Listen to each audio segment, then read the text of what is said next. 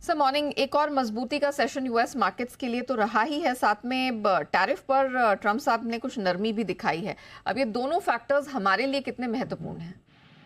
Good morning Neha. देखिए, संकेत तो अच्छा है क्योंकि दो चीजें बढ़िया होती दिख रही है। वैसे अब धीमे धीमे ट्रम्प जो है वो टैरिफ को लेकर अपना रुख पूरा नरम कर रहे हैं, क्योंकि उन्हें समझ में आ रहा है कि डील ही करनी है, क्योंकि अगर पूरी तरह से टैरिफ लागू किए तो वो अमेरिका पर भी भारी पड़ते हुए दिख रहे हैं। अमेरिका में भी लोग उससे बहुत ज्यादा खुश होते हुए नजर नहीं आ रहे हैं।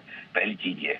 दूसरी चीज हमारे लिए अच्छी है कि 3 दिनों की बातचीत हमारी अमेरिका के अधिकारियों के साथ आज से शुरू हो रही है, जिसमें 2 अप्रैल से लागू होने वाले टैरिफ को लेकर किस तरह से मामला सुलझाया जा सके, कहाँ हम नरम पड़ सकते हैं, कहाँ वो नरम पड़ सकते हैं, और बीच का रास्ता कैसे निकाला जाए। अगर वो रास्ता निकलता है तो वो डेफिनेटली बाजार को बड़ा पसंद आएगा। आप सोचिए, ट्रम्प के रुख नरम पड़ते ही लगातार दूसरे दिन अमेरिकी बाजार किस तरह से तेजी से दौड़े।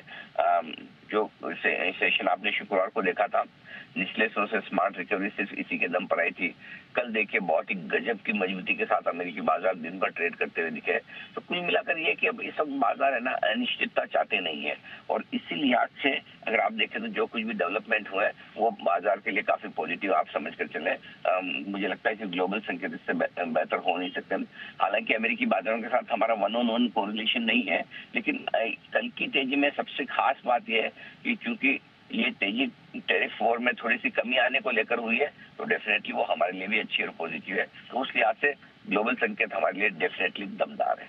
चलिए सर, ग्लोबल संकेत तो पॉजिटिव है। कल हमारे मार्केट में भी छठे दिन बहुत जबरदस्त स्ट्रेंथ दिखी, तो निफ्टी और बैंक निफ्टी आज इसकी सपोर्ट और रेजिस्टेंस रेंज कहाँ होगी?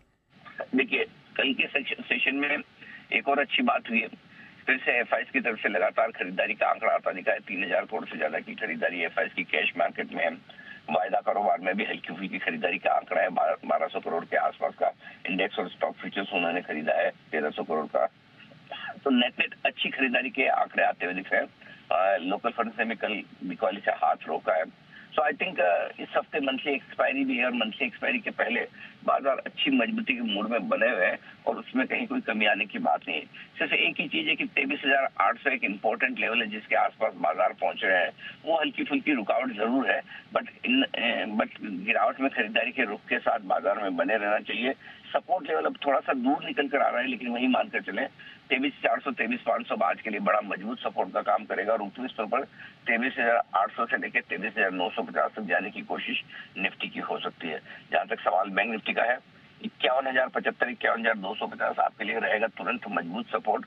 ऊपरी स्तर पर 52,100 से 52,275 अगला टारगेट होगा बैंक निफ्टी का, जहां तक जाने की कोशिश बैंक निफ्टी की हो सकती है। तो इन लेवल्स पर आपको रखनी चाहिए नजर। जी, वैलिड पॉइंट सर, धन्यवाद हमारे दर्शकों को दिशा देने के लिए और बताने के लिए कि अब कौन सी रेंज है, कौन सी लेवल है जिस पर फोकस करके प्राइमरीली निफ्टी बैंक निफ्टी के लिए चलना है। लेकिन स्टॉक स्पेसिफिक